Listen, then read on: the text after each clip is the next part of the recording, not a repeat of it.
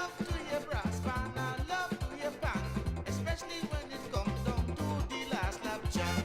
Drunk or sober, I got to break away. Anytime I hear when that music starts to play, everybody see them bouncing. They can't stand up still whenever the band starts playing. Everybody jump high like they want to touch the sky.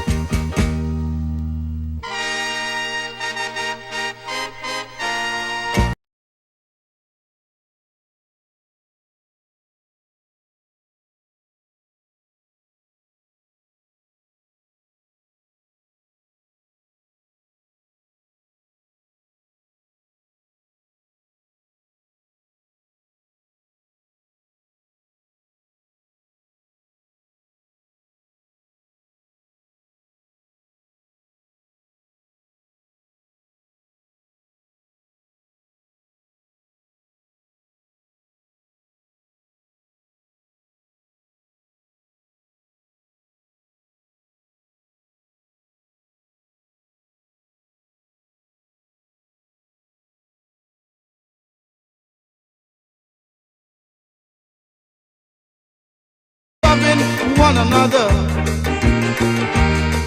Now I vote for it and she vote with it Joe. But to box me, sister will have to box me for sure. So when Pam I set out to destroy labor, which one of them go touch me, sister? Is Joe.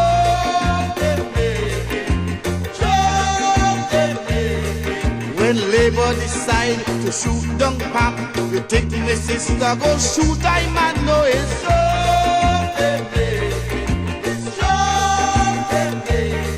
It is time that we understand that there's a time for labor and a time for Pam. The country is sinking, it needs rebuilding. We have to start uniting and stop fighting. Oh, it's joke we making.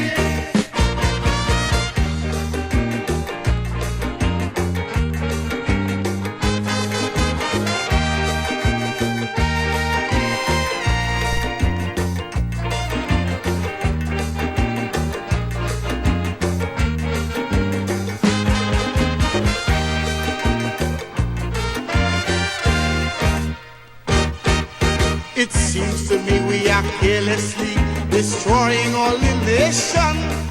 At the rate we are going, we are rapidly approaching the point of inevitable self-destruction.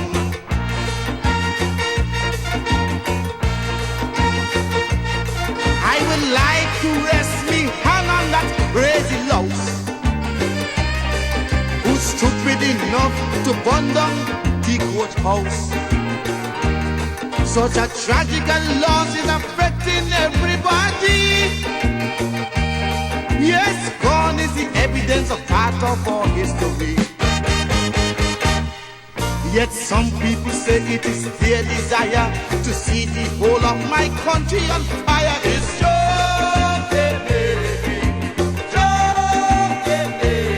for when trouble start, it ain't there, it doesn't. If they take that fire, got a friend, no, it's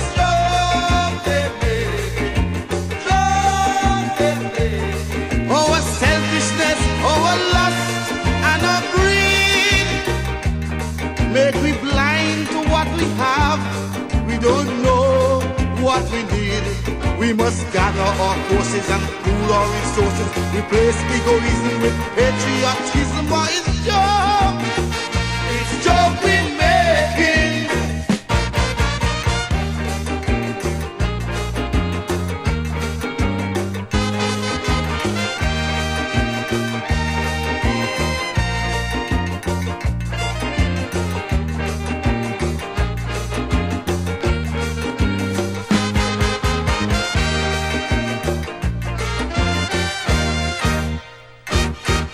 They say we are docile people and how we like plenty fun.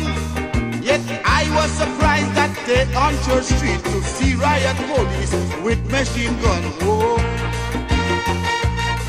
whoa. The opposition tried to remove the place, to throw the House of Assembly out of place. I want all you politicians listen to me. This divide and rule policy is no good for me. Tell them when they're preaching for secession, some family ties are much too strong. So it's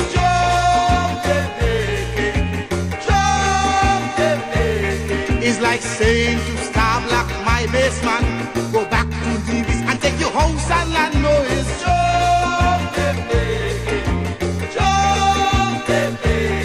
St. Kitts and Nevis should live nice. We must live as one, not like cats and mice. We must end fragmentation, forget segregation, promote cooperation between these islands. Oh, it's joke we making.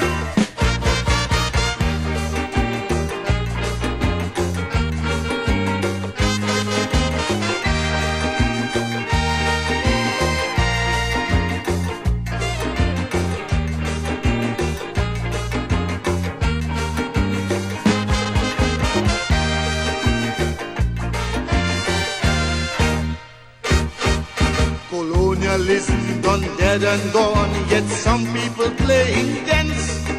No matter what party control this country, it is time we achieve our independence.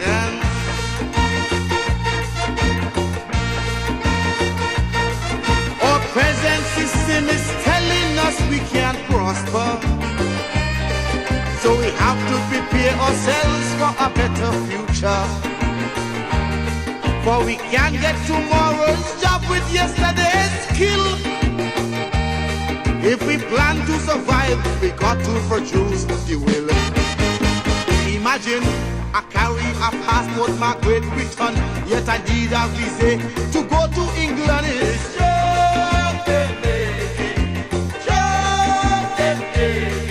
England is lying flat on the back, still they want me to hold up the Union Jack. No, it's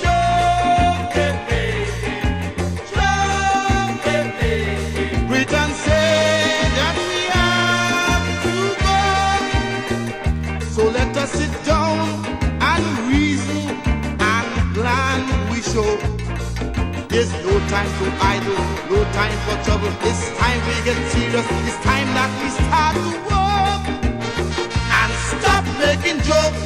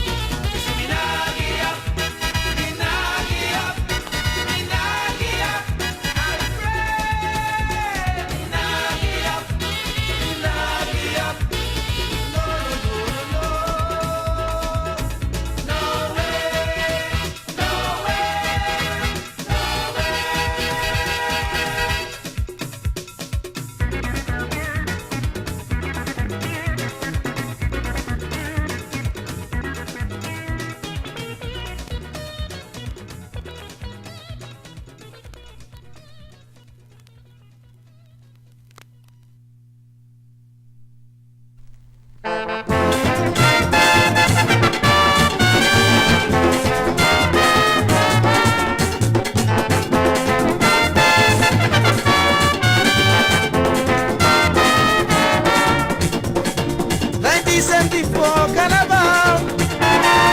everybody calling for Bacchanal. Man, woman and child masquerading, brass band and steel band, jamming, string band and bass drum beating everywhere. Man running to catch up steel band, G.I.'s coming down with Daniel Band, Mastilan, rioting Master. Going down 4th Street like we crazy. The music so sweet we gone mad. And anybody who try to stop, we'll be Bacchanal, going on bad. Amongst them, oh Lord, jam them, oh Lord, beat them, oh Lord, oh Lord.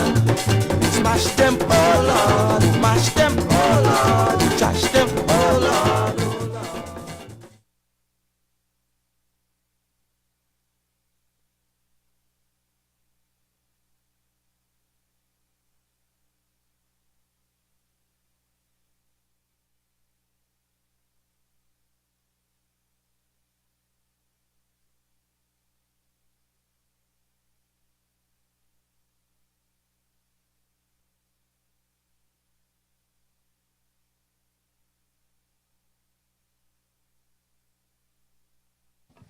Good morning, everyone. I would now invite Sister Desiree Williams of the Moravian Church, St. Kitts Christian Council, to give the prayer.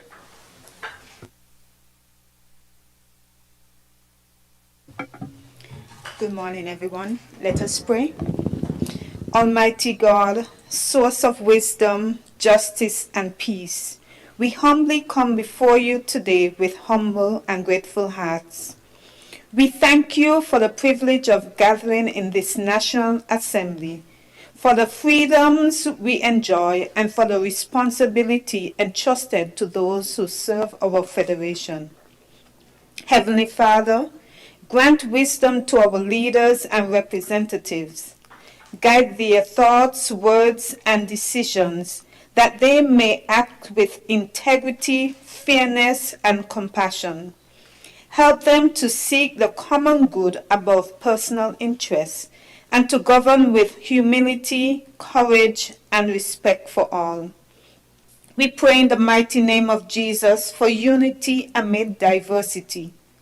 Teach us to listen with understanding, to speak with grace, and to work together in the spirit of peace and cooperation.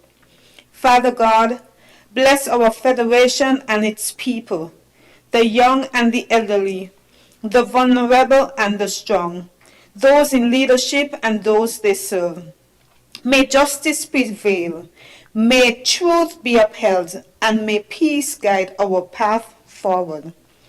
As we proceed with the business of this assembly, may your wisdom direct us, your strength sustains us, and your peace rest upon this house and our federation. We offer this prayer with gratitude and hope, trusting in your guidance now and always. In Jesus' mighty name we pray. Amen. Thank you, Sister Williams. You may be seated.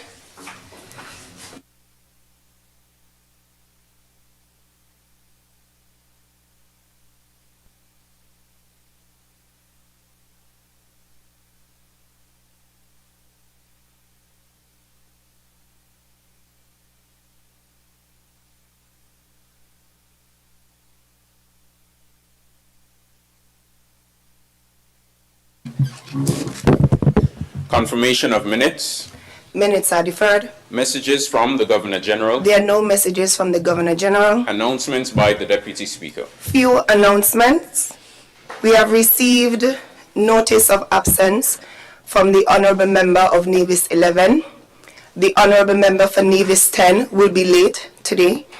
And also the Speaker will be absent from today's sitting. Those are the notices.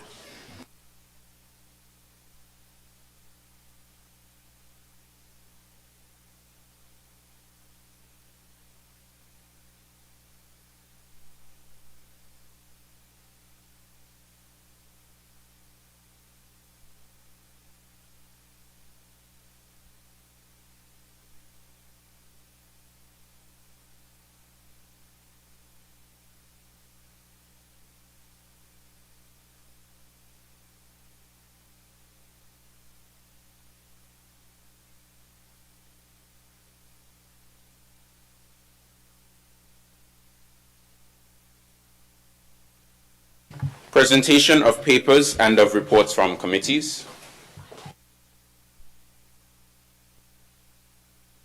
I recognize the Honourable Member for St. Christopher 3. Madam Deputy Speaker, with your leave, I rise to lay before this Honourable House the National Development Planning Framework of St. Kitts and Nevis 2023 to 2037, shaping the next 15 years.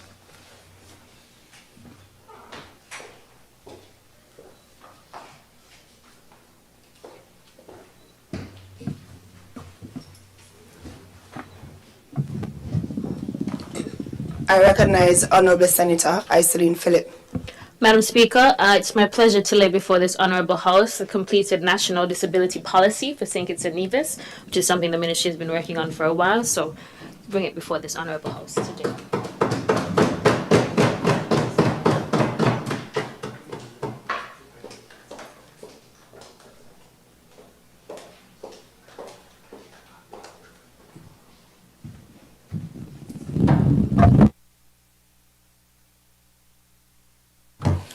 Petitions, government notices, unofficial notices, questions, requests for leave to move the adjournment of the National Assembly on matters of urgent public importance, statements by ministers. I recognize the Honourable Member for St. Christopher 8. Madam Speaker, with your leave, I rise to quickly update this Honourable House on a few matters with respect to my ministries or the ministries under my responsibility. The first one I want to update this Honourable House on is the Ministry of Health. I want to say, Madam Speaker, I said some time ago, well over a few weeks, that the Cardin home will undergo significant renovation. The new strategy is that a team of skilled persons from His Majesty's prison will now be permanently responsible for the upkeep and renovation of Cardin home. This will also be a place where they can also develop skills, and we have people who are well skilled there. Never again, Madam Speaker, would we allow the Cardin home to go in the dilapidated state in which we met it.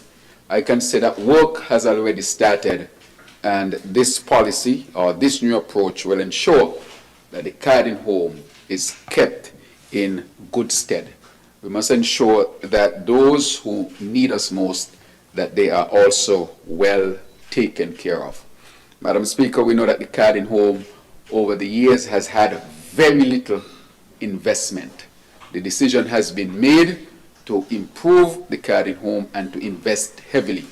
I want to say that a committee has also been basically put together, and significant conversations have already been had with Ross School of the veterinary school, and they are also contributors to the upkeep and refurbishment of the Cardin home. And we ask for others from the public, the corporate community, and so forth to give to this significant improvement. Initially, just to get all the materials to move the Cardin home, we will be investing well over $1 million, Madam Speaker. And I'm very proud that we have gotten this far after planning and putting structures in place to ensure that the Cardin home never again runs down to where it is today. I want to thank the MP from constituency number 3, whose impetus, whose drive with respect to the improvement of Cardin home is second to none, and together with the communities and all those who are involved, Cardin home is definitely seeing a new day and a better way under the St. Kitts Nevis Labour Administration. Madam Speaker, I worked at the Cardin home as a medical doctor for a number of years. I chose to go there because I understood it's a difficult area to work in, not one of the most glamorous places that doctors gravitate to. But I chose to go there during my career because I wanted to contribute to those who, we would consider need us the most. And from my own personal experience as a medical doctor at the Cardin home, I can say that I understand uniquely what are the needs and what are the challenges that the Cardin home go through. And that is why we are adamant that the direction with respect to the upkeep of Cardin home has to be a new direction which involves partners, but the government will fundamentally move forward to ensure that this is done. I want to thank those at His Majesty's prison who will be incorporated into this activity or this new approach to the upkeep of Cardin home for their own efforts and dedication to such a noble cause. Madam Speaker, I am extremely proud of it. I mentioned this a while back. I'm seeing all kinds of things in the social media, and that in the social media, it is a disgrace for those who are trying to do that when they have come with no plan, no ideas, and nothing, absolutely nothing was done for the 7 years under the previous administration with respect to the upgrading and refurbishing of the Cardin home. That has changed. And I will go there with the MP. He and I, we have already spoken. We will visit together and we will observe the work that is taking place at the Cardin home. And I will continue to invite persons to participate in such a noble effort, Madam Speaker. Madam Speaker, I also want to bring this Honorable House up to date with respect to the Bastia Health Center. The Bastia Health Center, again, was allowed to run down and be dilapidated. There have not been any major improvement to the Bastia Health Center.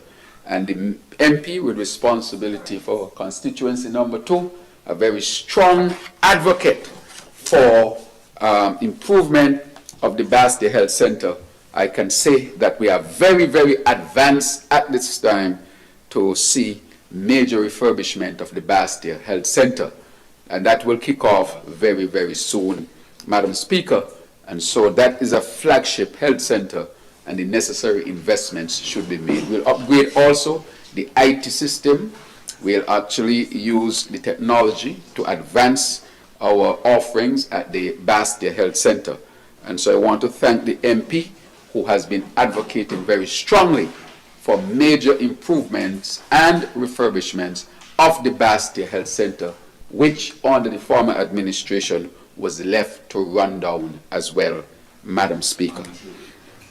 Madam Speaker, I wish that when I'm giving my statement that people respect the Honorable House as I give my minister's statement, and kindly ask the member from number 7 to respect the rules of this House and not to interrupt at this particular time, Madam Speaker.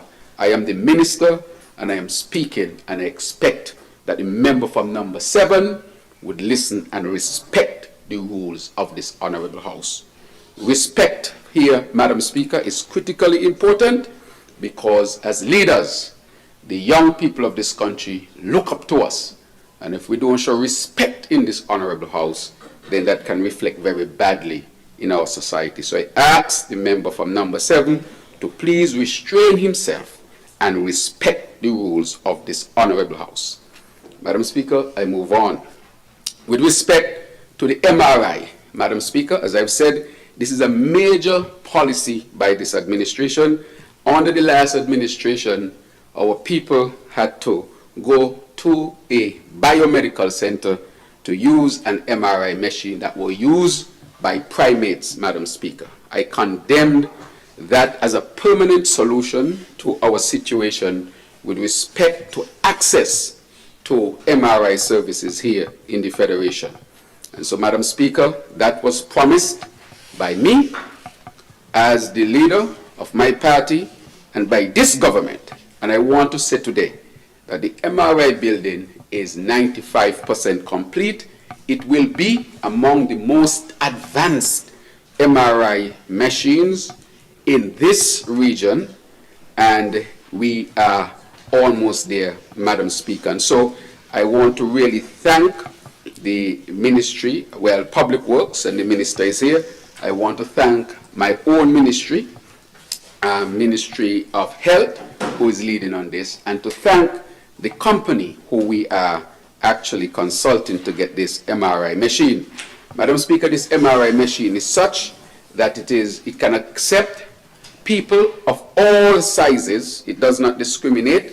As we know, the MRI machine at the Biomedical Center, aka Monkey Farm, cannot accommodate people of the larger size.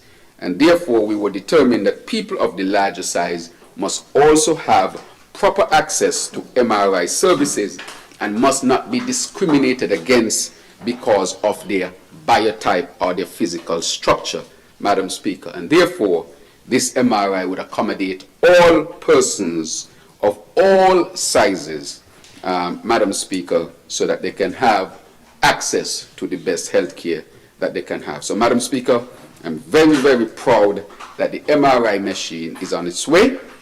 Let me say, some people might think that there might have been a delay.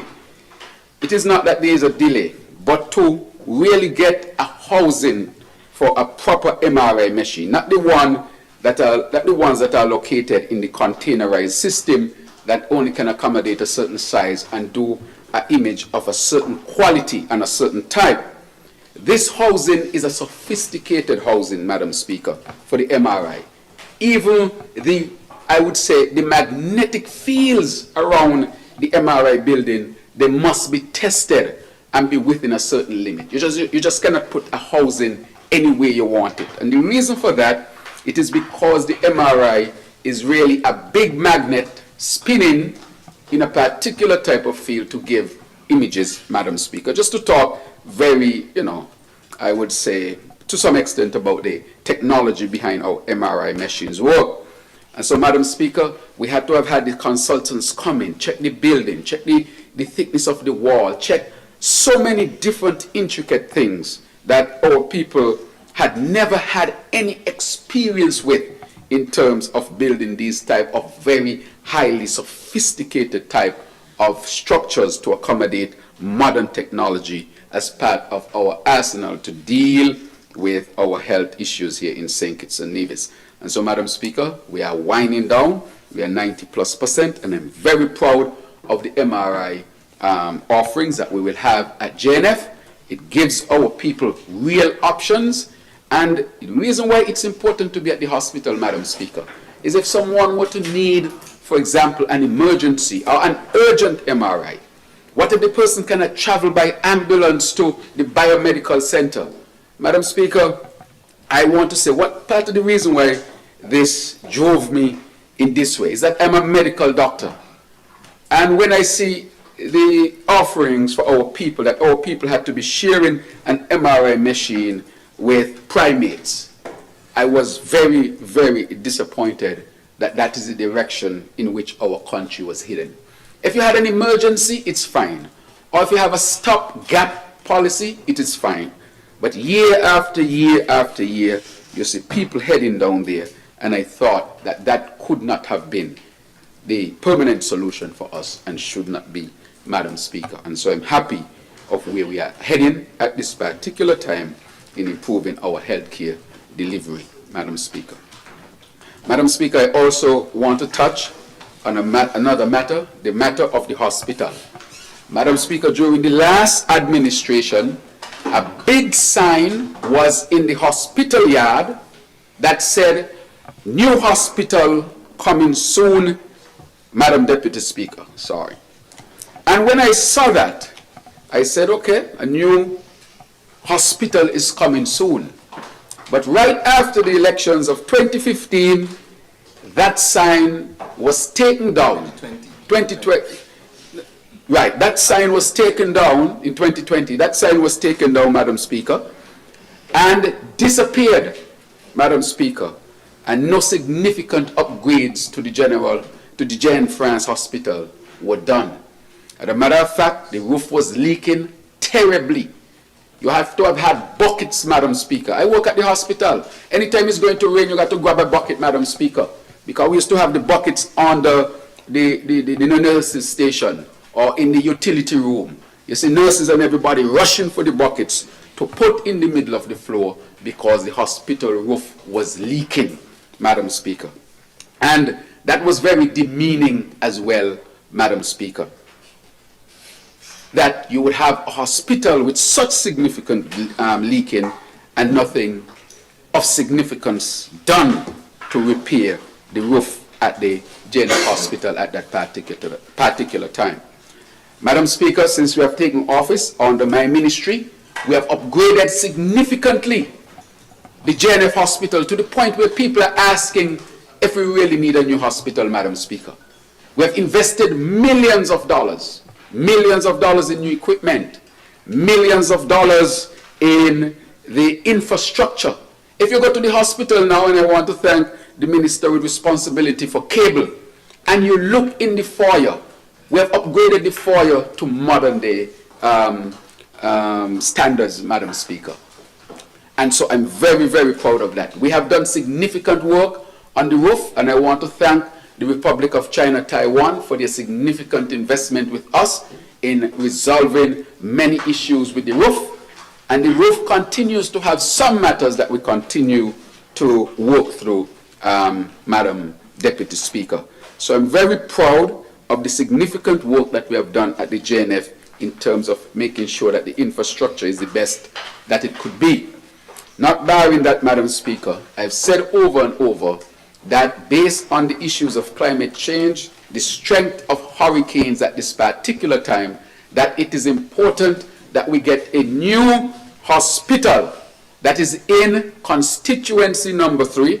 And I want to thank the MP again for his tremendous advocacy and support in bringing that major capital project to benefit all of us here in St. Kitts and Nevis with respect to the construction of the JNF hospital. Madam Speaker, to update, we have had valued engineering. The value engineer has given his report, and his report has said that the site where we are going to build that new hospital, and basic work is happening there at this particular time, he said is the perfect site. When they did the geotechnical work on the soil, he said there's a cemented volcanic layer that was put there, of course, millions of years ago, that would offer a strong foundation for the hospital, where we would be able to construct a building that can withstand Category 5+ hurricanes. Madam Speaker, I said it on the platform, I said it as Minister and as Prime Minister, that if we were to be hit by one of those monster storms, and we have to prepare, and I've said that over and over again, when the sun is shining, you prepare for when the rain will fall. It is a principle that we have here in St. Kitts and Nevis. And therefore, we are preparing for when the rain falls. And that hospital will be built to sustain winds that are beyond the Category 5 hurricane category. Madam Speaker, presently we are moving the pipe. We are doing a back piece of road.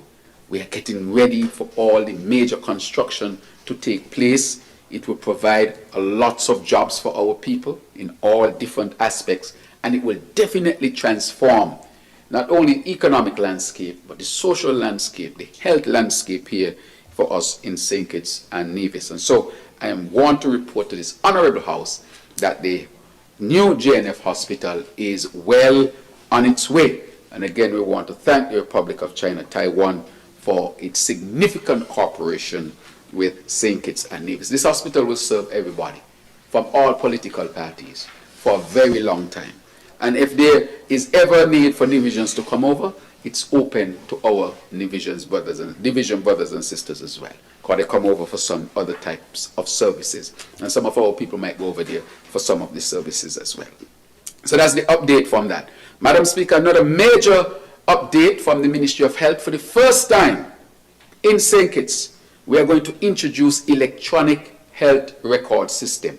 I spoke about that system during the campaign and even after I became Minister of Health. And I want to say that that system has been built by locals, young people, the Robotics Association, Madam Speaker. Madam Speaker, we brought in PAHO. the Pan American Health Organization to evaluate the system. It took us about a year, and we wanted experts in electronic health record systems to evaluate. They evaluated, Madam Speaker, and what they discovered was that the Robotics Association had done an excellent, superb job that can match any system that they would have seen. And that speaks to our people here in St. Kitts and Nevis, that we are very competent people, that we have the know-how, that we have accepted technology, but not only that, we are mastering technology to the point where these young people are on the verge of signing a multi-million-dollar contract, Madam Speaker, multi-million-dollar contract to introduce electronic health records system for the first time in St. Kitts and Nevis. I'm very, very proud of that. And right now, Madam Speaker, they are doing training, and we expect by around July, we will start to introduce the first aspect of it. It will be phased in, which will be in the emergency room and also in the administration and records area of the hospital, and we will build it out. That is why I kept saying we are not waiting for a new hospital to do these innovative things. And so, Madam Speaker, I'm very proud that St. Kitts and Nevis will have its own locally built electronic health record system that has withstood the highest scrutiny from the Pan American Health Organization, Madam Speaker. Very, very proud of the young people from the Robotics Association. I want to give them a shout out. We should give them big shout outs and say to our young people, there are opportunities. Leave crime behind. Leave violence behind. Come and learn something. There are opportunities for you. Multi-million-dollar contract being offered would have been won by the Robotics Association. Can you imagine those young people? That's real money in real pockets, changing real lives here in St. Kitts and Nevis. I'm so proud of our young people who are benefiting as a result, Madam Speaker. And so I will stop there on health this morning, but just to reiterate, the Cardin Home, the Bastia Health Center, the hospital, and the MRI building, and the electronic health record system, these are all things to transform St. Kitts and Nevis. Madam Speaker, just one other thing I want to mention with health.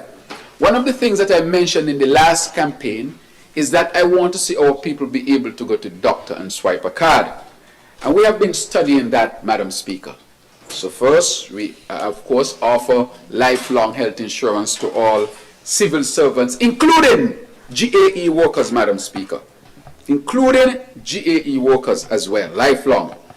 And we said, why is it when somebody who is on national health insurance go to the doctor, they have to pay everything and then claim back?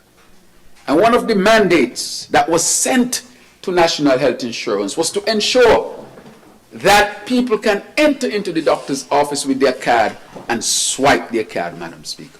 So we're going to be introducing the first phases of swiping your card in the doctor's office or wherever you go for anything to do with health and you're insured, so that you only pay the difference.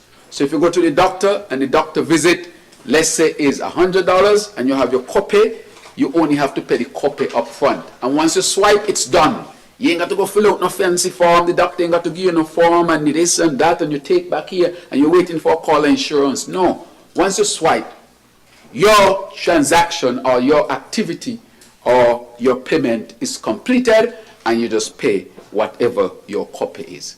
Madam Speaker, all this is because we are moving towards everybody. So the first part of it would be with the civil servants, where they can go into that office, go to see their doctor and swipe their card, Madam Speaker. Madam Speaker, you know, the last matter, I thought that would have been the last, but I think I need to update this Honorable House on the Children's Medical Fund. Madam Speaker, the Children's Medical Fund is working wonders for our people. Just recently, you had a child in the hospital with a brain abscess, Madam Speaker, that means pus in the brain. A child with a brain abscess, if not treated in time and effectively, will die. Previously, a child like that could have been dead because they used to die, Madam Speaker.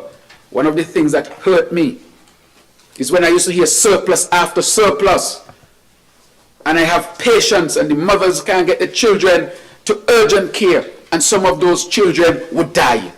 The first policy I introduced in my office, Madam Speaker, as Prime Minister, was the Children's Medical Fund. I told them I don't want to go to no other place except in my office, because nobody is going to give the parents any runaround and let those children die. Children die across this nation, Madam Speaker. And you're talking about surplus after surplus, and children dying. You see the mothers up and down the road, Madam Deputy Speaker. Sponsor sheet here, sponsor sheet here. A lot of sponsor sheet, especially under the previous administration. Sponsor sheet after sponsor sheet. Madam Speaker, there was a patient that I had who had a liver problem, I wouldn't call the names of course, that needed specialized care, and the United States of America was offering that care.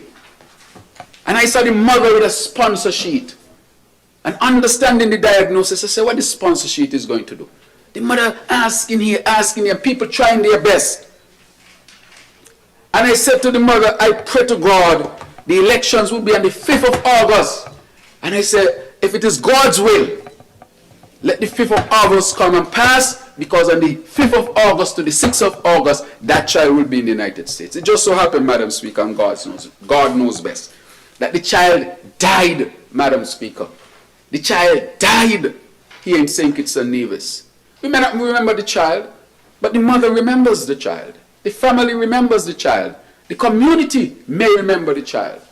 But the pain that the mother has to carry, the father has to carry for the rest of their lives, especially when they thought that a few dollars out of the $4.2 billion from the SIDF could have helped, Madam Speaker. That is what is painful in here.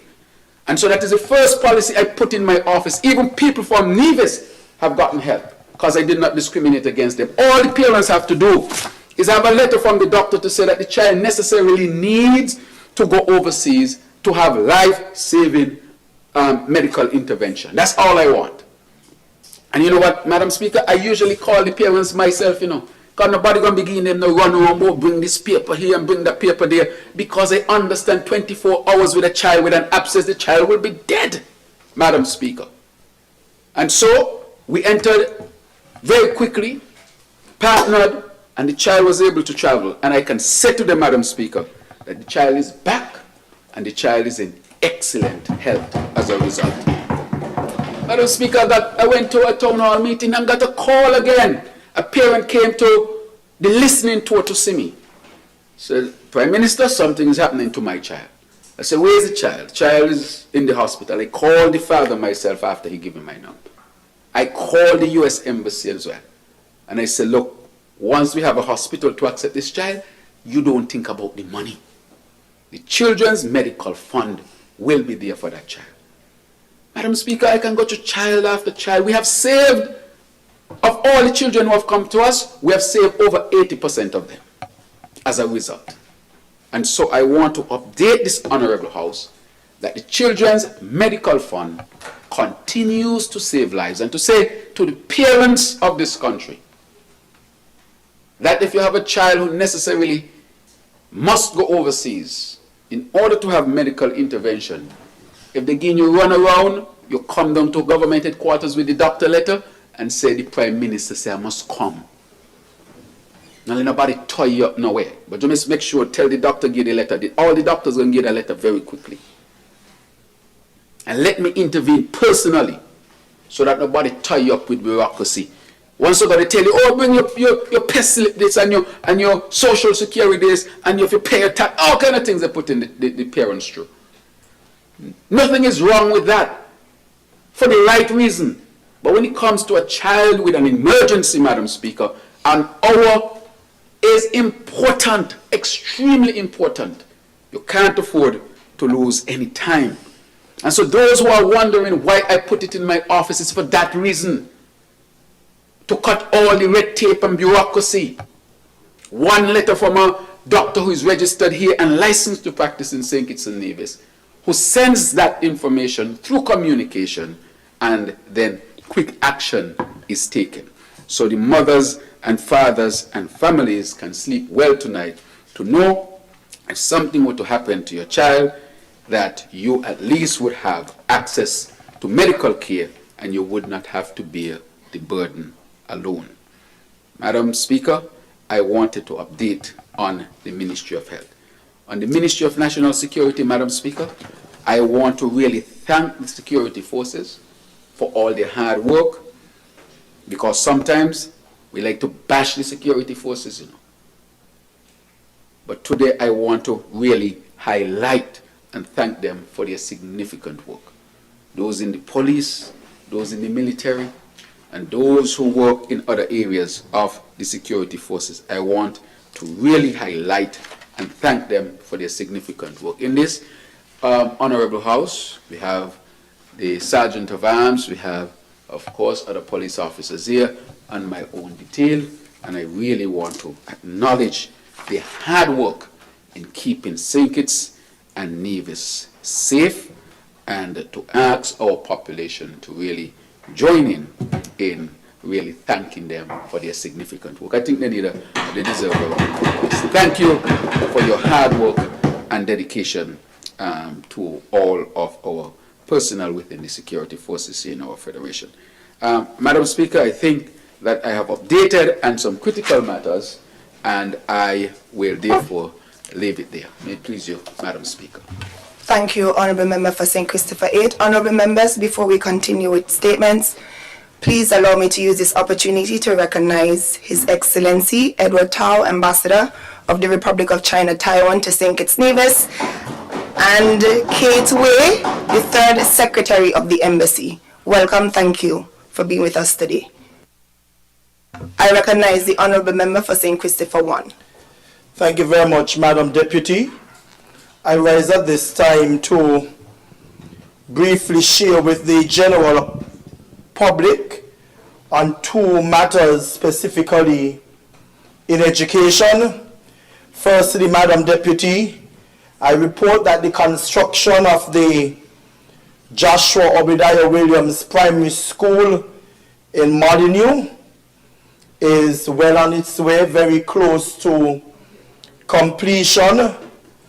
All being well, we are looking towards the new school year, Madam Deputy Speaker. This is a school that was burned down, and nothing was done at the time to get it back up and running, and after assuming the portfolio of education immediately became a priority, and I am happy to report that all three buildings are on time, and we look forward to the completion of the school.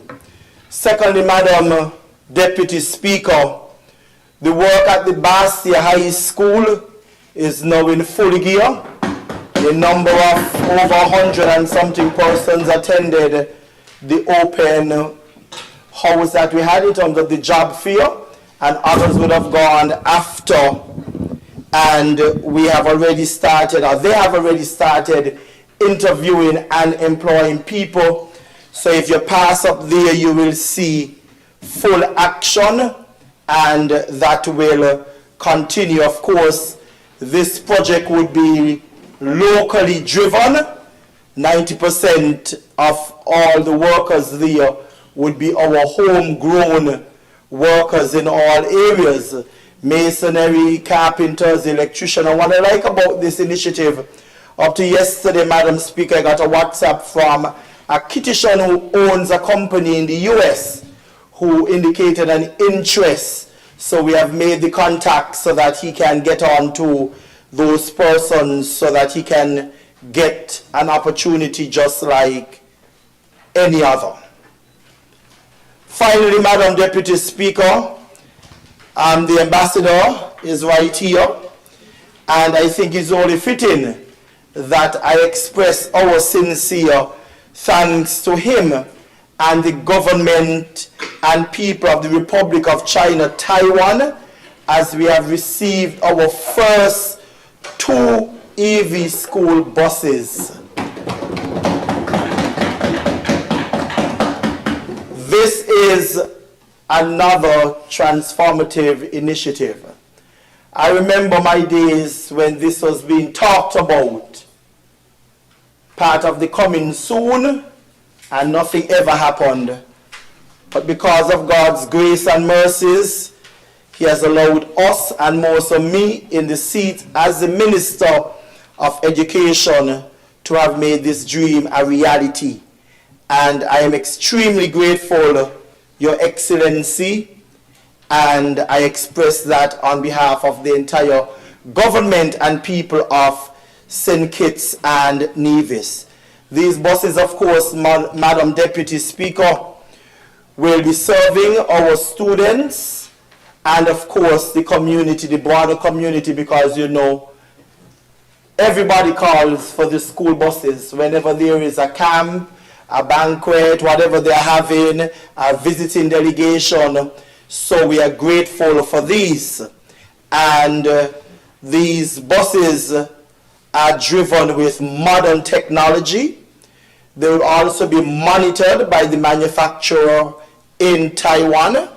Yesterday I met some engineers who are programming it. They went on the road and have all the specs and everything, so they put everything in the system based on what I was told when I went behind the steering wheel.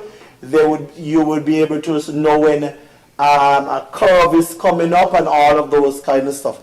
Real modern. Again, I want to thank His Excellency for this opportunity, because it provided our students at CFBC also that chance to go to Taiwan to be trained in operating and doing some of the mechanics of this, and I can only imagine that this would be done even more regularly, because, Madam Speaker, I went to a ceremony this morning held under the auspices of the Minister with responsibility for energy, and when I saw at the launch of the Solarized Drive, Madam Deputy Speaker, EV will be the way we are hoping. I'm not taking your thunder, sir.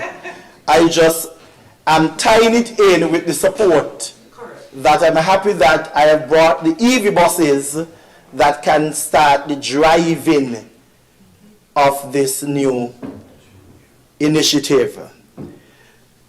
I must also indicate, Madam Deputy Speaker, that this is the third bus that we would have received. The first 2, these 2 are EV buses, but some months ago, through the Republic of China, Taiwan, again, the Ministry of Aging and Disability, we were able to get another gift from the Republic of China, Taiwan, specifically for transporting our persons with disabilities.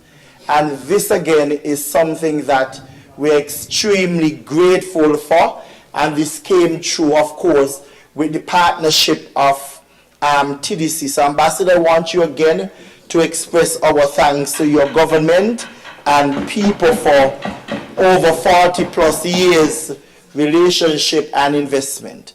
And while I'm on my feet, Madam Deputy Speaker, as parliamentary representative for constituency number 1 that will remain red, I express sympathies to the Nero family on the passing of our musical giant, King Elimat.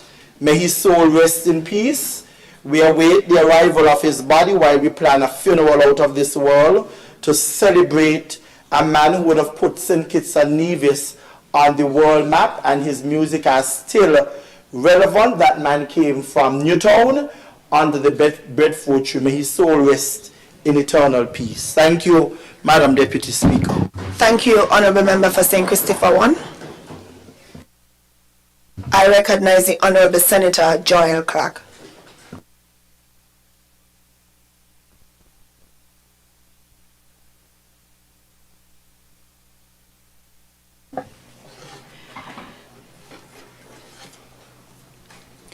Greetings, Madam Deputy Speaker, I am very grateful for the opportunity to update this Honorable House on 4 matters from the Ministries of Sustainable Development, Environment, Climate Action and Constituency Empowerment. For the past 3 parliamentary sittings, including last year's budget address, the Ministry has provided relevant updates on the status of the agriculture sustainable development land transition, and I'm happy to again do so for the benefit of the general public. The Ministry of Sustainable Development remains committed to our ongoing efforts to relocate farmers occupying lands designated for residential and commercial purposes. For the past 4 years approximately, we have been pursuing this course of action with fair and balanced consideration for both agricultural productivity and our national physical planning objectives in alignment with our Sustainable Island State agenda. Our offices, in collaboration with the Ministry of Agriculture, have been working tirelessly to ensure that over 500 plus affected citizens who have purchased lands in the Cabbage Tree, Lemon Hill, and Racecourse areas can not only access their lawfully owned lands, but can move their building and banking processes forward without hindrance. To date, these efforts have generally been met with compliance, resulting in smooth and equitable transitions. The Ministry, along with my presentations here in Parliament, have been on the national radio, local radio stations. We have visited farmers, conducted technical meetings, been on the various talk shows, and we are engaging as much as possible to ensure persons are well aware of our intentions. However, after resolving, so the transitions have generally been smooth. However, we are still resolving the persistent challenges from 2 farmers in the Keon and Lodge area, affecting over 400 plus landowners and potential owners in this area who are patiently awaiting access to their allocated lots. In 2025, the Ministry set a deadline of August 30 for the relevant farmers to comply with stipulated relocations. That deadline was subsequently extended to well after the 2025 Christmas period to allow farmers the opportunity to harvest their crops.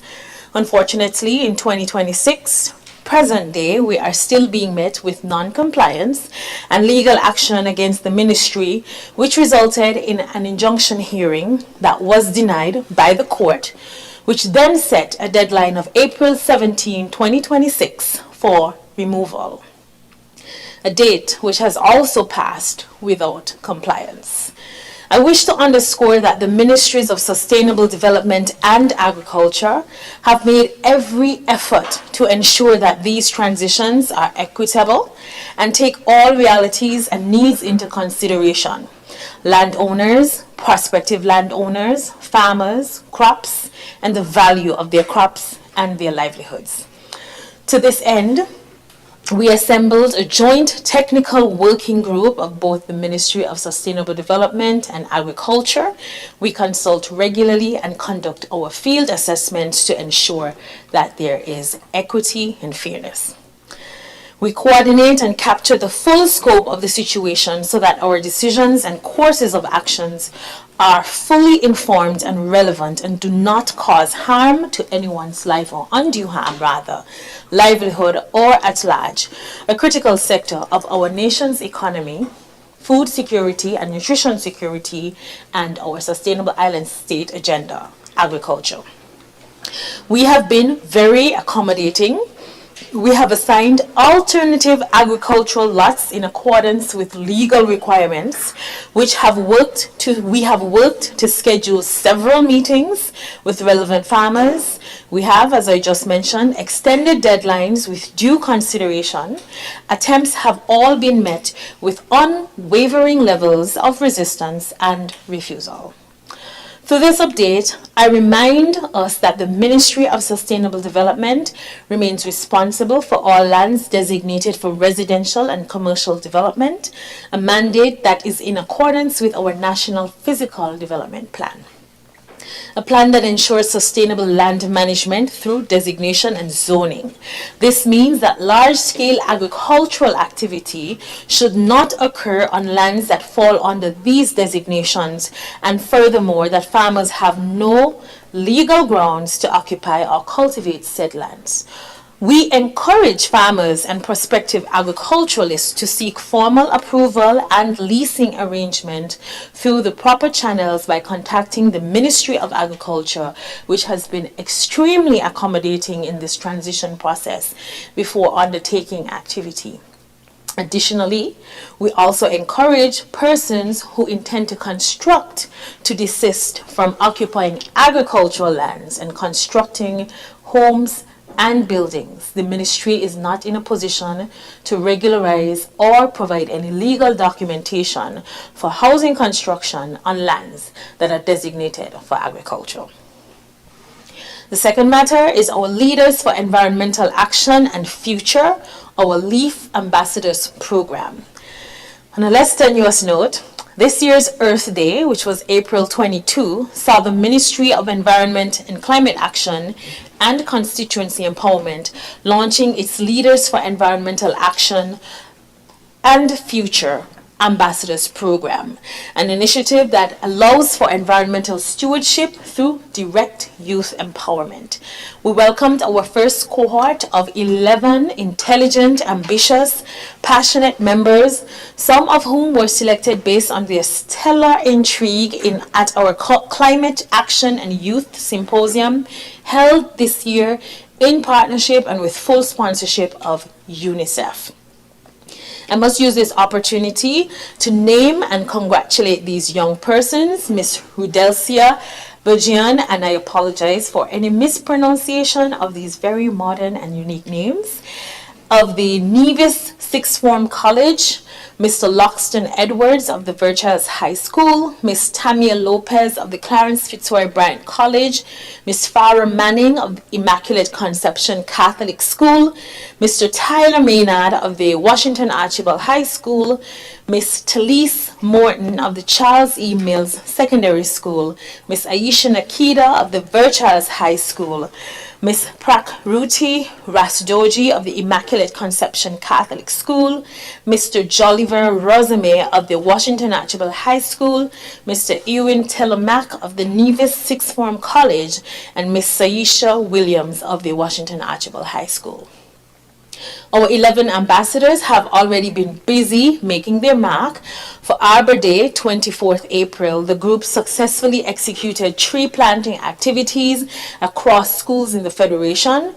In St. Kitts, with the sponsorship of the St. Kitts and Nevis Anguilla National Bank, who we are very grateful for their ongoing partnership of our environmental efforts, trees were planted at the beach, Allen and the Dean Glassford primary schools, and on our sister isle, trees were planted at the Charlestown and Gingerland preschools in partnership with the Department of Physical Planning and Environment in Nevis. The ministry is fully committed to our belief that the environment is for everyone, and this program is proof of that. We are also looking forward to working together and supporting these young persons. Oh, slow down. I apologize. And I firmly believe that this new adventure will bring forth some amazing and environmentally friendly successes. The third update from the ministry relates to the Integrated Land Management Arboretum handover. I'm mispronouncing that word. I apologize. Next, I take the opportunity to notify that on 12th May 2026, the Organization of the Eastern Caribbean States, under the EU-funded Integrated Landscape Management Project, will formally hand over the Royal Bastia Valley Arboretum to the Ministry of Environment, Climate Action and Constituency Empowerment. I mentioned sometime last year that the ministry and the Department of Environment in particular received funding for the fencing project that we engaged in. I note informally that the fencing project was a result of several videos questioning the cost and the investment, but it was purely and entirely funded by the OECS and the EU project, and we're very, very grateful for their support. So no, nobody got any monies to do any job with government's resources. It was purely sponsorship and donor related. The ILM project aims to strengthen sustainable land use across the Eastern Caribbean and is designed to optimize existing landscapes so that member states can improve their natural resource management and climate resilience. Our ministry's focus for the Royal Bastille Valley has always been on holistic landscaping that supports the interconnectedness of agriculture, water, nature, and the environment at large. This handover marks a step towards realizing and building out that vision, and the ministry is grateful for the partnership and support of the OECS, the EU, and the Global Climate Change Alliance Plus initiative. Finally, Complete Caribbean support. Speaking of partnership, the government of St. Kitts and Nevis, through the Ministry of Environment, Climate Action, and Constituency Empowerment, and our special advisors for our Sustainable Island State Initiative agenda, were very successful and have recently secured US $200,000 in grant financing from the Inter-American Development Bank through the Complete Caribbean program. These resources, these monies, will be directed towards the full operationalization of the National Conservation and Environmental Management Act, NCEMA, which we debated and passed successfully last year in this Honorable House. Because of NCEMA, we have modernized and can modernize the way our federation is able to treat, interact with, and carry out environmental management, protection, and conservation. This grant will allow us to more decisively and move decisively from legislation, from written words to actual material delivery. We will now be better able to equip our institutions and ensure the enforcement of NCEMA through key elements such as the establishment of our National Environmental Council, targeted capacity building and hands-on support for micro, small, and medium enterprises, and the integration of institutional and private sector reforms in alignment with international climate action and environmental obligations. Before I close, I must say that the ministry, and I must thank the Ministry of Environment, the department, and all our partners, including our Sustainable Island State advisors, who have been working around the clock to ensure we are able to resource outside of government's revenue the advancement of our environmental agenda. It is not cheap to push environmental initiatives. I've often said the environment isn't the I'm still struggling for the adjective to replace my favorite adjective, but I won't use it, but we know what we're speaking about. But our mission was in 2022 to ensure that everyone understood that the environment was for everyone and that we needed to do all that we can to protect, to conserve, and ensure it's as it is for generations to come. I believe that these items show that not only are the Ministries of Sustainable Development and Environment, Climate Action, Constituency Empowerment, Parks and Beaches, and Solid Waste Management Corporation working, but we're bringing home the rewards of that work, whether the work is here in St. Kitts and Nevis, in the region, or abroad. And we're putting it towards the betterment of our country, all while ensuring that we empower, uplift our capable and our eager young people. Thank you so much, Madam Deputy Speaker. Thank you, Honorable Senator Clark. I recognize the Honorable Member for St. Christopher. 3.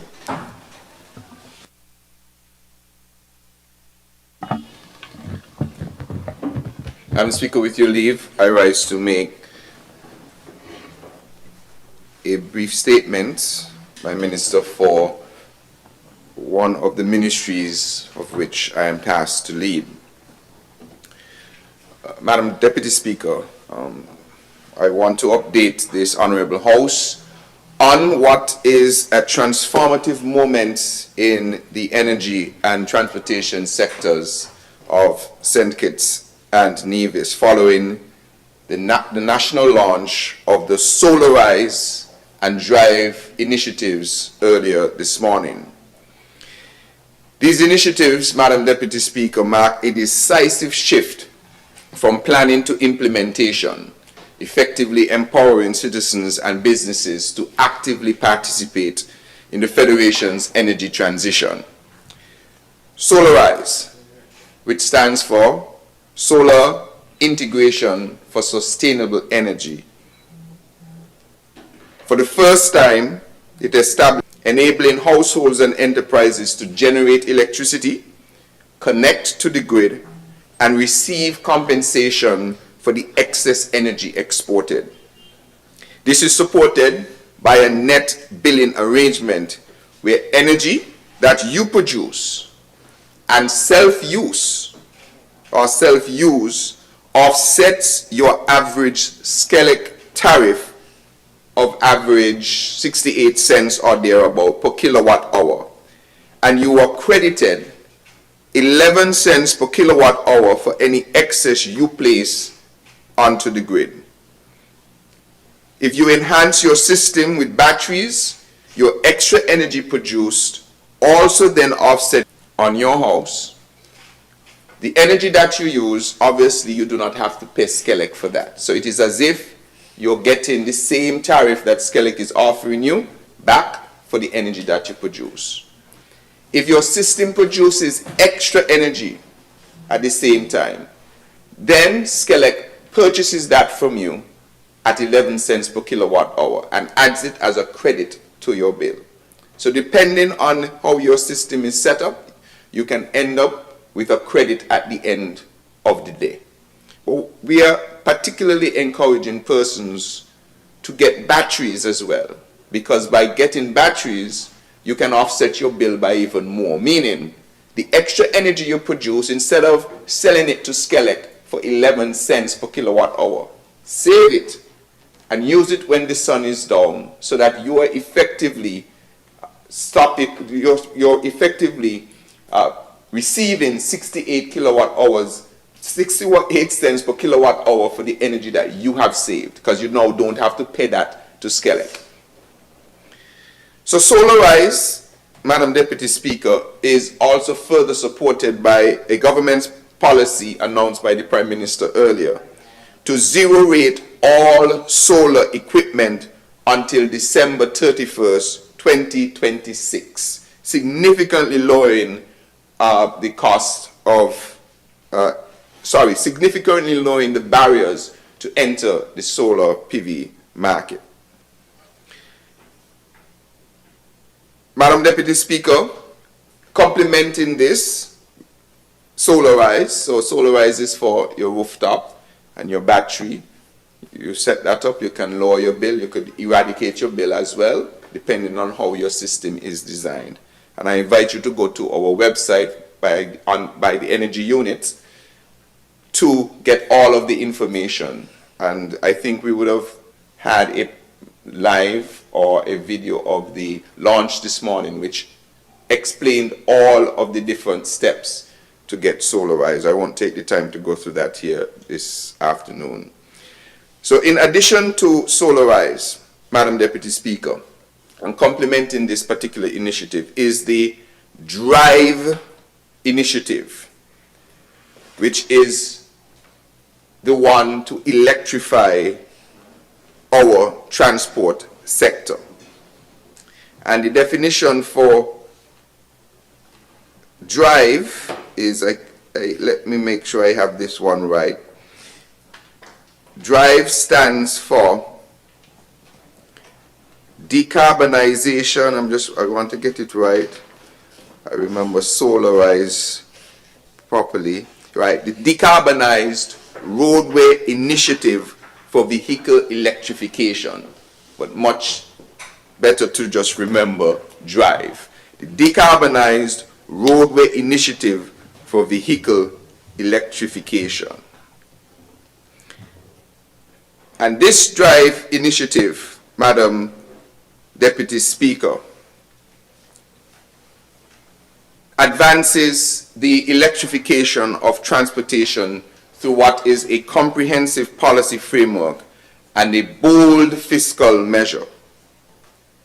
This morning, we were pleased to announce that the import duty on fully electric vehicles under 4 years of age will be reduced from 45% to just 10%, effective May 1st, 2026. So those who are interested in going EV, this is your moment. Duty reduced from 45% to 10% for fully electric vehicles. So this positions electric mobility now as a practical and accessible option for our citizens. Remember, Madam Deputy Speaker, the St. Kitts Island Main Road is only about 32 miles long. In Nevis, it's what, 20? About 20. So if you live on the island of Nevis and you buy an EV, and your EV, when fully charged, can drive for 280 miles, which is the average distance an EV can drive before it needs recharging. You can go around Nevis 14 times before you need to charge your battery. So if you are going home every night, like you're supposed to be doing, Madam Deputy Speaker, members of this Honorable House, so you can plug in, you will have no need to ever run out of battery. Only if you're on some other kind of mission and you reach home, then you might be in problems if we don't have no charging station. But all of us are well behaved and reaching home. So you can have your own plug, your own infrastructure, and plug up your car when you reach home. Further, to fill up an EV, for instance, while it is costing you maybe $150 or $200 to fill up your tank of gas right now, especially with the global conflicts that are going on that is increasing the cost of gasoline and diesel, the cost to fill up an EV is technically below $50. So in my case, I have an EV. Obviously, it doesn't go to zero, but it costs me less than $50 to fill up an EV vehicle compared to a gas vehicle that is 3 or 4 times more to fill up.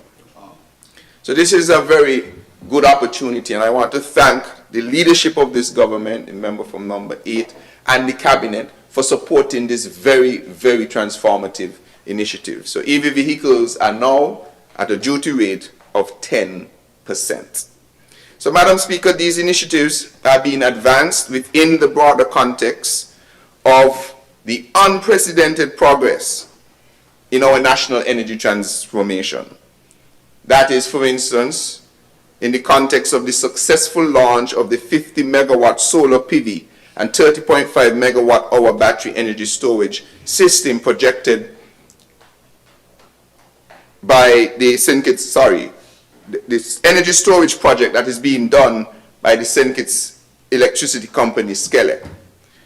This really signals a major step toward energy security and sustainability.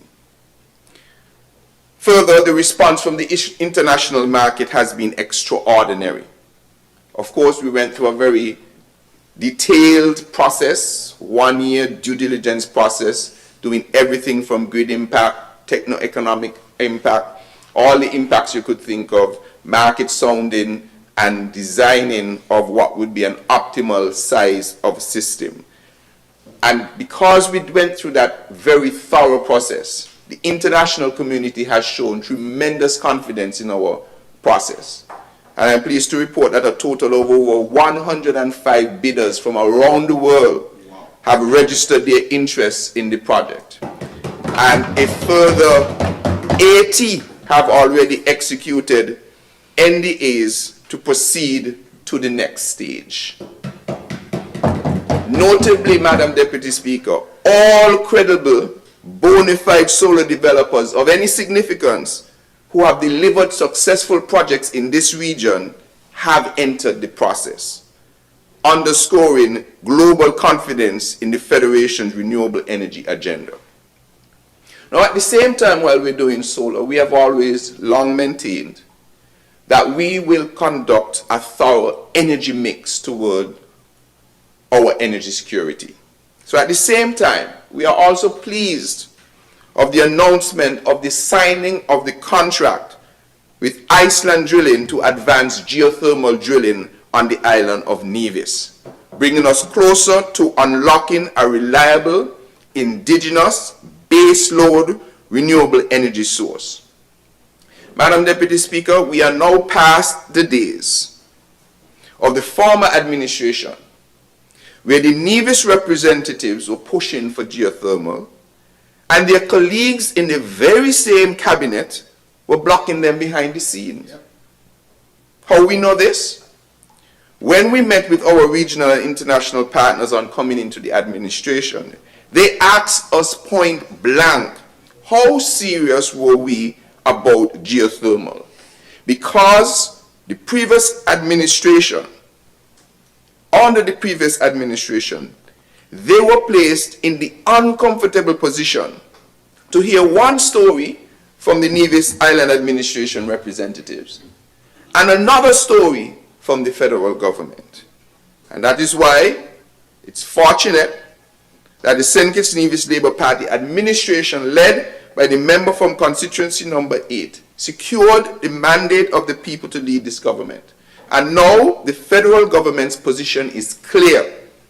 We support the development of the geothermal resource on the island of Nevis for the benefit of the people of the Federation.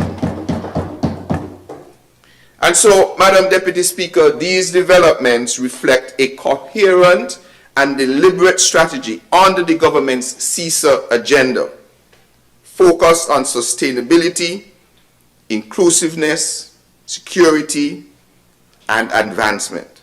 That also spells out CISA, by the way. Together, they position St. Kitts and Nevis not merely to respond to global energy challenges, but to lead within the Caribbean region.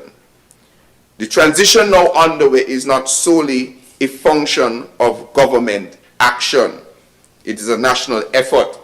Citizens, businesses, and institutions are all invited to participate by investing in solar, adopting electric vehicles, and contributing to modern, resilient, and diversified energy economy. Madam Speaker, Madam Deputy Speaker, we are not simply launching initiatives here. We are building a new energy future for St. Kitts and Nevis. May it please you, Madam Deputy Speaker. Thank you, Honourable Member for St. Christopher 3. Next item on the order. Personal explanations. Motions relating to the business of the National Assembly and moved by a minister. Introduction of bills and first reading. Madam Deputy Speaker, I recognize the Honourable Member for St. Christopher 8. with your leave, I rise to lay before this Honourable House and have read for the first time a bill shortly entitled Banking Amendment Bill 2026. May it please you, Madam Deputy Speaker. Seconder, I recognize the Honourable Member for St. Christopher 3. Madam Deputy Speaker, I rise to second the motion. The question is that the bill entitled Banking Amendment Bill 2026 be read the first time. Those in favour? Aye. Those against? The ayes have it. A bill to amend the Banking Act, Cap 21.01, otherwise known as the Banking Amendment Bill 2026. The bill entitled Banking Amendment Bill 2026 has been read a first time. Next bill. I recognize the Honorable Attorney General. May it please you, Madam Speaker, with your leave, I beg to have read for the first time in this Honorable House a bill shortly titled Evidence Amendment Bill 2026. Seconder. I recognize the Honorable Member for St. Christopher 1. I rise to second that, Madam Deputy. Thank you. The question is that the bill entitled Evidence Amendment Bill 2026 be read a first time. Those in favor? Aye. Those against? The ayes have it. A bill to amend the Evidence Act, Cap 3.12, to modernize the law relating to DNA evidence, to provide for scientifically recognized statistical interpretation of DNA results, to provide for court-ordered taking of bodily samples and surrogate DNA sampling, to strengthen the consequences of refusal to provide samples, to validate prior reliance on scientifically recognized DNA evaluative measures, and for related or incidental matters, otherwise known as the Evidence Amendment Bill 2026. The bill entitled Evidence Amendment Bill 2026 has been read a first time. Next item. Motions, resolutions. I recognize the Honorable Member for St. Christopher 8.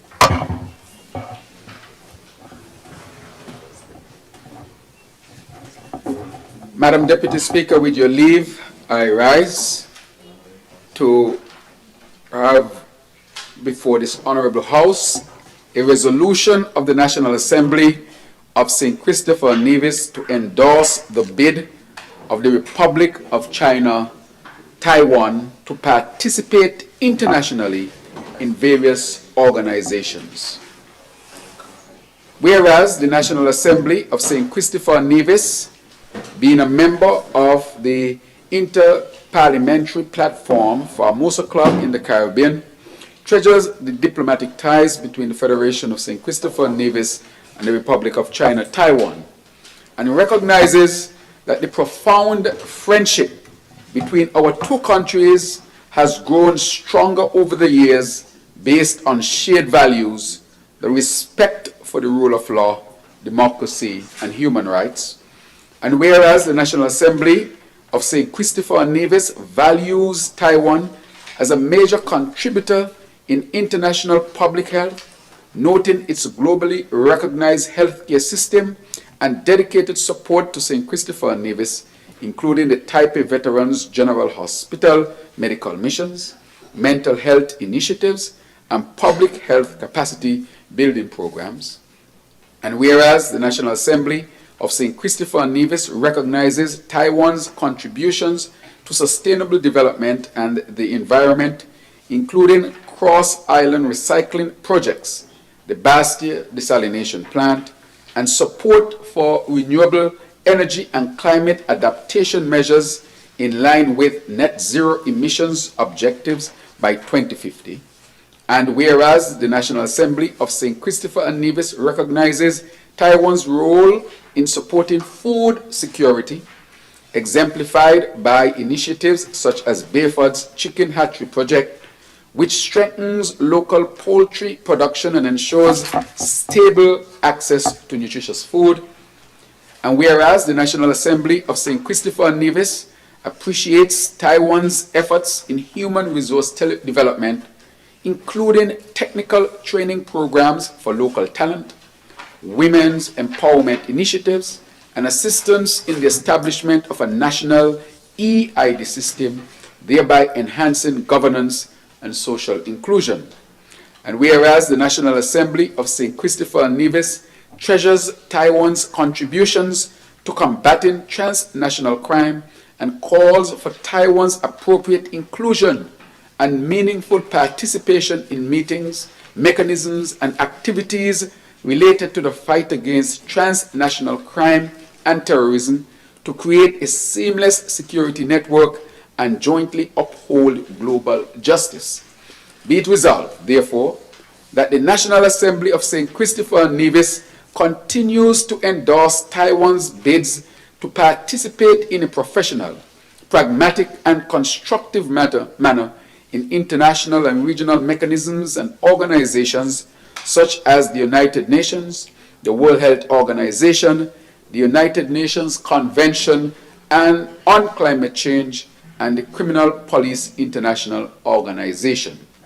And be it further resolved that the National Assembly affirms its continued support for Taiwan's tangible contributions to the sustainable development, health, security, and welfare of the people of St. Christopher and Nevis, and encourages the strengthening of bilateral cooperation to promote a sustainable, resilient, and thriving island state. Madam Deputy Speaker, that is the completion of the resolution. And let me add, therefore, that we have with us today His Excellency Ambassador Tao from the Republic of China, Taiwan, to St. Kitts and Nevis, with another representative from the Republic of China, Taiwan. And we really want to express our very strong commitment to our relationship with the Republic of China, Taiwan. As is seen, the Republic of China, Taiwan is a valued, I would say, collaborator with respect to us being both islands and working towards goals of enhancing and advancing our people, dealing with issues of economic development, people-to-people contact, climate change matters. So we share a lot of things in common, and we value this collaboration. So I want to say to the people and government of the Republic of China, Taiwan, that they definitely have a strong friend in the Federation of St. Kitts and Nevis. May it please you, Madam Deputy Speaker. Thank you, Honourable Member for St. Christopher 8. I recognize the Honourable Member for St. Christopher 3. Madam Speaker, I rise to second the motion to have the resolution of the National Assembly of St. Christopher and Nevis to endorse the bid of the Republic of China on Taiwan to participate internationally in various organizations. Madam Deputy Speaker, I rise in full support of this resolution, which reaffirms the principled and enduring friendship between the Federation of St. Christopher and Nevis and the Republic of China on Taiwan. For us, this is not just about making a diplomatic gesture. It is a recognition of partnership grounded in shared values of democracy, respect for the rule of law, and human dignity. Taiwan has indeed proven itself to be a steadfast and practical ally in public health. Its contributions from medical missions to capacity building initiatives have directly strengthened our national systems and improved the lives of our people.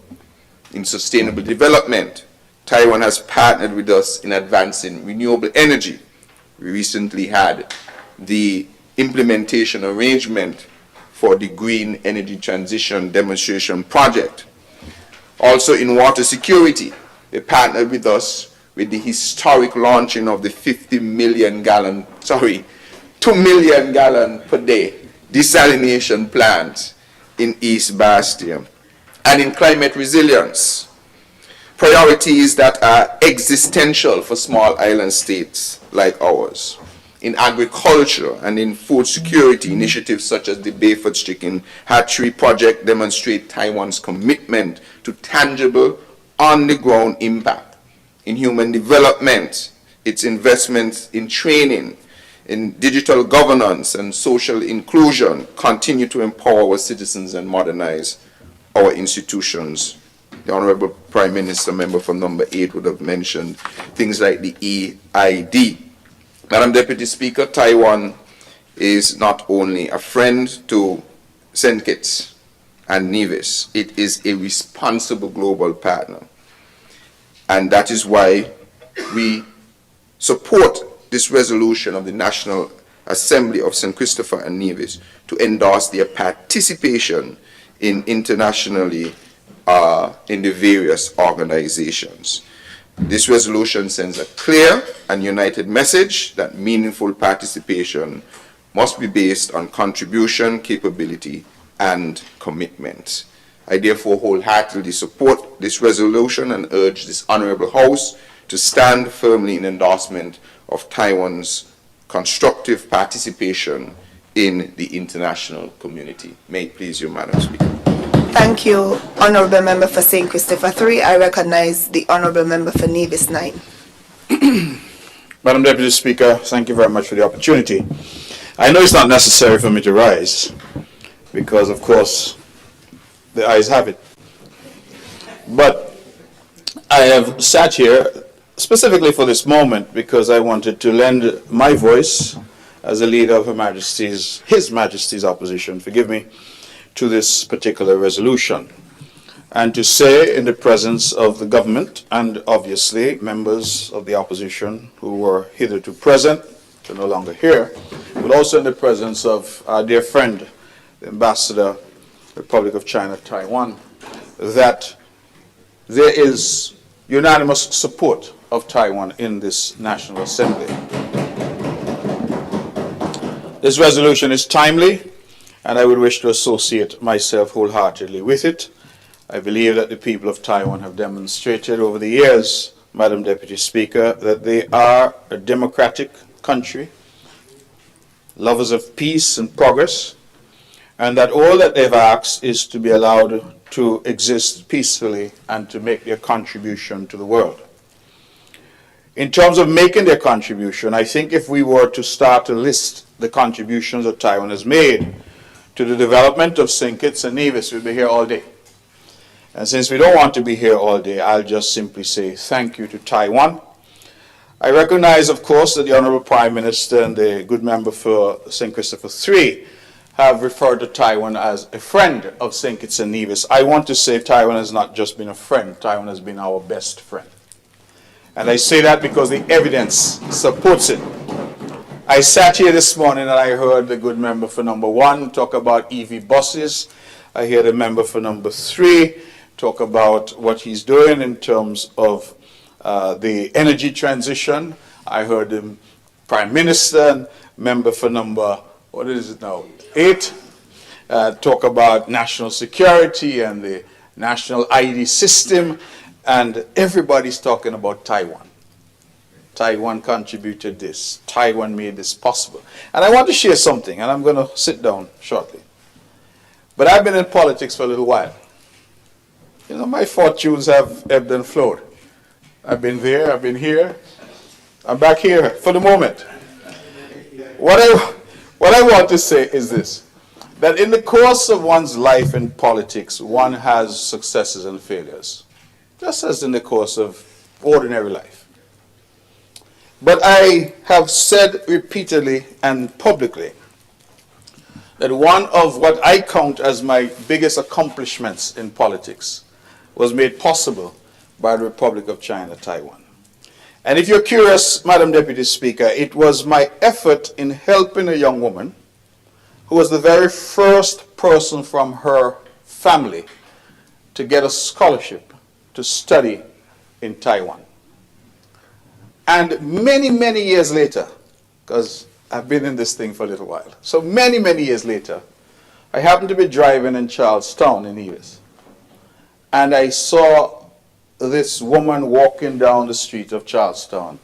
She looked like she had stepped off the cover of Vogue, elegantly attired in a business suit, heels, and I said, wow.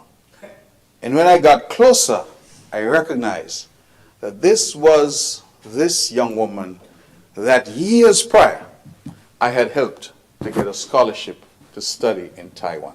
And I reflected, had it not been for the relationship with Taiwan and the opportunity extended to this young woman from a family who could never have afforded to send her to university, she may not have arrived at where she then was. And since then, I believe she has progressed even further. And I count that as one of my greatest accomplishments because I felt that through my effort in leveraging the partnership with Taiwan, we had been able to help this particular young woman become the first person in her entire family to graduate from university. That has always stayed with me because I see the empowerment and the assistance to people as the essence of why we are here. If we're not doing that, then what is the purpose of us being in this house and being in politics? And I thank Taiwan. Ambassador, please convey to your government and people my warm appreciation because you've helped me to see one of my greatest accomplishments through that young lady who was educated in Taiwan. And I will add that when some years ago, the then foreign minister from Taiwan, my dear friend Joseph Wu, when he visited, we had a reception at Montpellier in Nevis, and the young lady came out and she said something to him in Mandarin, and they started to talk in Mandarin. Now, I don't know what they were saying, but she said something to the foreign minister responded, and they had a conversation. And I thought to myself, wow, imagine this young lady from a poor family in Nevis was able to travel to Taiwan, not only get an education, but come back also being able to speak Mandarin. That is the power of diplomacy. That is the power of our relationships. And I could not sit and allow this resolution to go through without lending my voice. And so, Madam Deputy Speaker, thank you for the opportunity. I wholeheartedly, from these cold, hard benches in the opposition, support this resolution to allow Taiwan simply to play its part in the world. That's all Taiwan is asking. Allow Taiwan to play its part in the world. And that is what I am very proud and privileged to support as well. Thank you. Thank you, Honourable Member for Nevis 9. The question is that the resolution... Sorry, I recognize the Honourable Member for St. Christopher 6. I have very little to say because all has been said. But I do give my full support to this resolution. Thank you, Honourable Member for St. Christopher 6. The question is that the resolution of the National Assembly of St. Christopher and Nevis to endorse the bid of the Republic of China Taiwan to participate internationally in various organizations be adopted. Those in favor? Aye. Those against? The ayes have it. The resolution of the National Assembly of St. Christopher and Nevis to endorse the bid of the Republic of China Taiwan to participate internationally in various organizations has been adopted.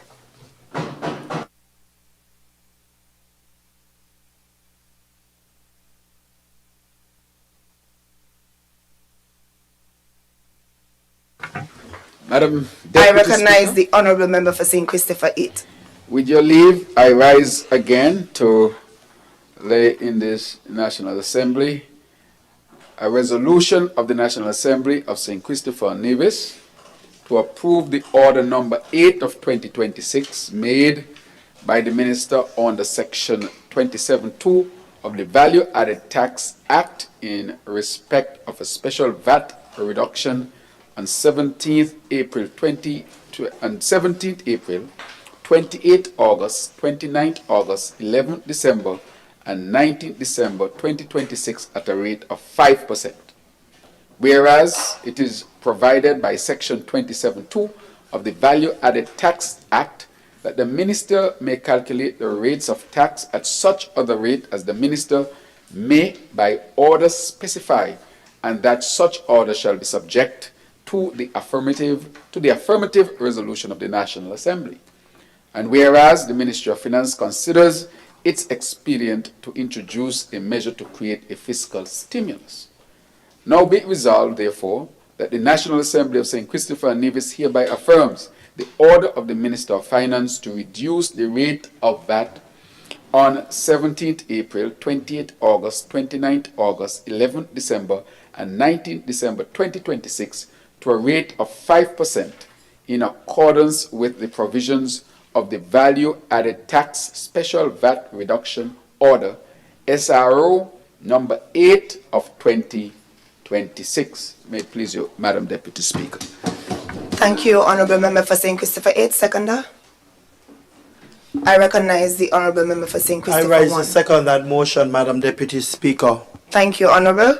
The question is that the resolution of the National Assembly of St. Christopher and Nevis to approve the order number 8 of 2026 made by the Minister under Section 27(2) of the Value Added Tax Act in respect of a special VAT reduction on 17th April, 28th August, 29th August, 11th December, and 19th December 2026 to a rate of 5% be adopted. Those in favor?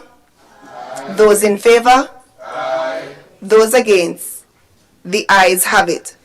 The resolution of the National Assembly of St. Christopher and Nevis to approve the order number 8 of 2026 made by the Minister under Section 27(2) of the Value Added Tax Act in respect of a special VAT reduction on 17th April, 28th August, 29th August, 11th December, and 19th December 2026 to a rate of 5% has been adopted.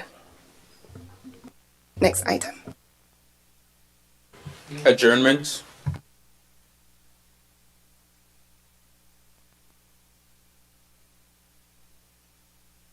Yes.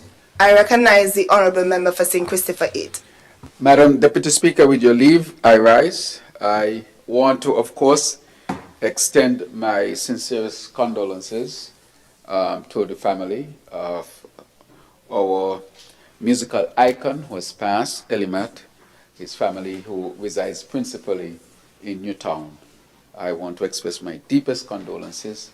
And let us all as a nation recognize that he would have contributed significantly to our musical sector. But apart from that, that sector has also lent to our identification as a people. And so his impact has not been just music alone, but in defining who we are as a people. And therefore, may his soul rest in peace and his memory continues to go on so that in the end, we will never forget one what contributed so significantly to national development. Madam Deputy Speaker, also allow me, as the leader of the St. Kitts Nevis Labour Party and part of the labor movement here in St. Kitts and Nevis, to invite all of our people here in St. Kitts and Nevis to come out with the St. Kitts Nevis Trades and Labor Union this Monday for a march through the streets of Bastia, a march that has been happening for decades. And it's a march that is open to all of our people, though it's led by the St. Kitts Nevis labor movement. Madam Deputy Speaker, people might ask why. It was the St. Kitts Nevis labor movement that really pushed for labor rights here in St. Kitts and Nevis. The struggles, the lives lost, the difficulties, the challenges. And therefore, it's difficult, impossible, I would say, to differentiate, or to separate rather, to separate the St. Kitts Nevis labor movement from Labor Day, because at the end of the day, this movement ensured that what we enjoy as workers here were actually put in place. And so this celebration, I want to invite all to it and to celebrate all of our workers here in St. Kitts and Nevis. Madam Deputy Speaker, just to add, because sometimes we take it for granted, it was the St. Kitts Nevis labor movement that really pushed for what we enjoy today: Social Security, holidays, and holiday pay. We pushed for workers' rights, Madam Speaker, so that workers can have bargaining power. Bargaining power means through a union that was started in 1940, because before that it was illegal to unionize in St. Kitts and Nevis. After the Buckley's Uprising and the Moyne Commission and the activities of the St. Kitts and Nevis labor movement, especially the party, because the party started in 1932, that pushed and agitated that a union could be established in St. Kitts and Nevis and that workers could have bargaining rights and the right to actually come together so that they can create the best scenario for workers, and especially then the sugar workers of this country. That must never, ever be forgotten. And therefore, that is why it is impossible to separate the St. Kitts Nevis labor movement from Labor Day March. We lead it, but all are invited because it's a day for workers, of course, but I had to put it in historical perspective so that people understand why there is it will be an impossible feat to separate the movement from the day. Madam Deputy Speaker, I now want to invite others to all of the other activities over the weekend, including we'll have the grand, I would say, pageant of, where a number of ambassadors will be vying for the coveted Miss Labour, and that will take place this Saturday at Carnival Village, starting at 7 p.m. I think.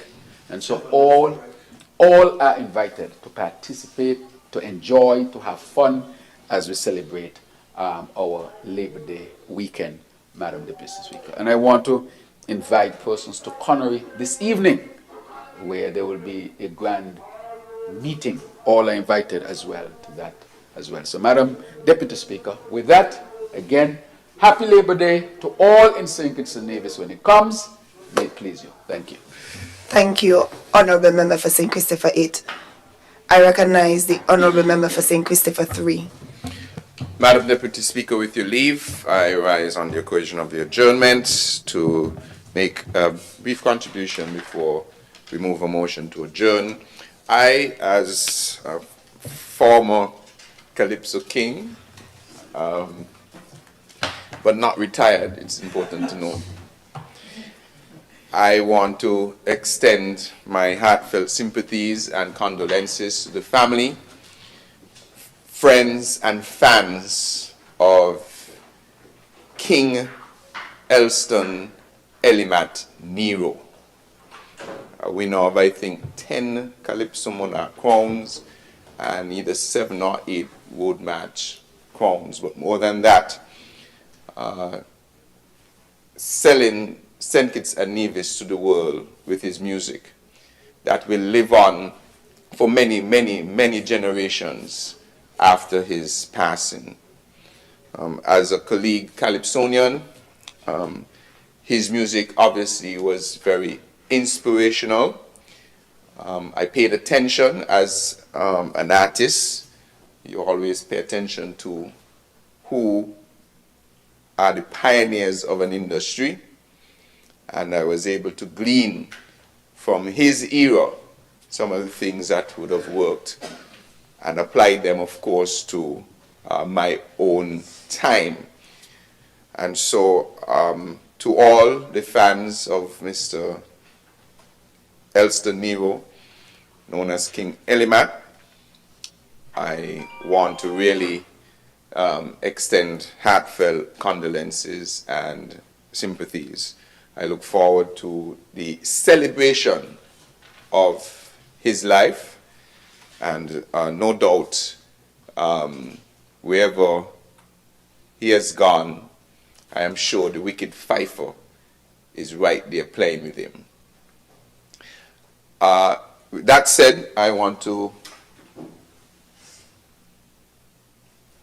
concur with the statements made by the Honourable Member from constituency number 8 in inviting everyone out to the St. Kitts Nevis Labour Party administration, St. Kitts Nevis Labour Party Labour Day activities for this weekend, including the Queen Show.